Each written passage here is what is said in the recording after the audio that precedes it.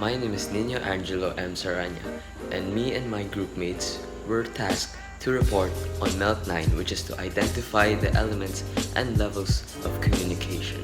So without further ado, let us get right into the report. The elements of communication. The message. The message or content is the information that the sender wants to relay to the receiver. Additional subtext can be conveyed through the body language and tone of voice. The sender. The communication process begins with the sender, who is also called the communicator or source.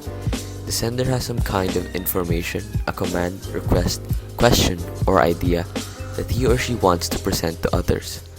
For that message to be received, the sender must first encode the message in a form that can be understood, such as by the use of common language or industry jargon, and then transmit it. The receiver.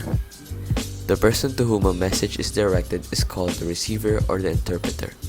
To comprehend the information from the sender, the receiver must first be able to receive the sender's information and then decode to interpret it.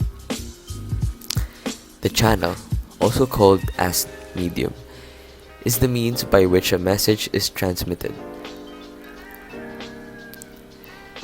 Our five senses are the basic and natural channels of communicating, while technical medium is the evolution of the use of technology.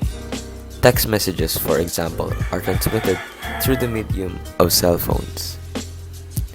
Feedback. The communication process reaches its final point when the message has been successfully transmitted, received, and understood. The receiver in turn responds to the sender, indicating comprehension. Feedback may be direct, such as written or verbal response, or it may take the form of an act or deed in response. Number 5. Context pertains to the setting or environment surrounding the communication transaction. It is made up of rules and rules that we abide to make the communication successful. Number 6. Is anything that can distort the message. It is also known as interference, external and internal noise. Levels of communication. Intrapersonal means within a person, that is, taking place within one person's self or mind. It is not be confused with interpersonal, which refers to something occurring between people. Interpersonal skills are the behaviors and tactics a person uses to interact with others effectively. In the business world, the term refers to an employee's ability to work well with others.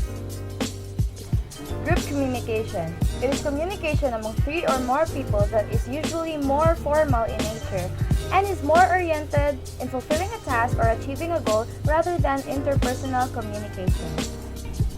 Public communication. It is a sender-focused communication that usually involves one sender transmitting information to the audience. It is formal, purposeful, and goal-oriented as compared to interpersonal group communication.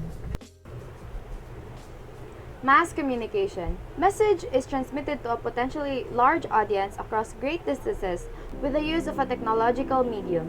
This medium may be print, electronic, complex technologies, manpower, and money. It is usually one way and the feedback is usually not immediate.